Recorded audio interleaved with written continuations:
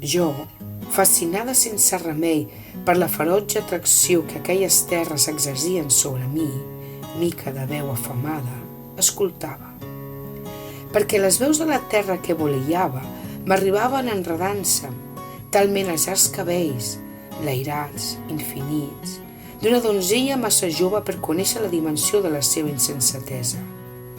Que foren elles, doncs, us dic, les veus, les que em guiaren, i vaig entomar, aèria i capriciosament, els camins de les gents que compartien una mateixa parla antiga com l'anar a peu.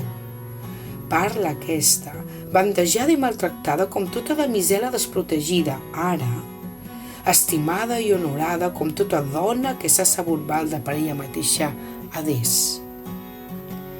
Decidida a emmirallar-me en l'espill de les aigües del Matarranya, vaig professar que n'assumiria, còmplice, les seves pors, els seus desitjos, les seves bones voluntats, les seves savieses i les seves ignoràncies, les tafaneries, els judicis i fins als perjudicis, els seus honors, els seus odis, dels quals n'hi ha, i molts, com a tot arreu, i de tota mena. I encara, i per damunt de tot, dels seus amors i desamors, que d'això, en acabat, és el que més ens agrada contar, els contacontistes.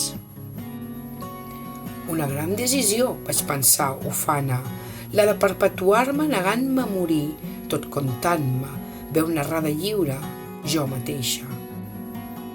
Pures anècdotes viletanes, que conscients de la seva veritat, clofolles de la seva manca de grandiloqüències, faltes de grans gestes, absents fins i tot d'originalitat, eren conscients de ser, principalment, un farcell forro de fets rellevants per a la història en majúscula, sense pretensions de cap mena.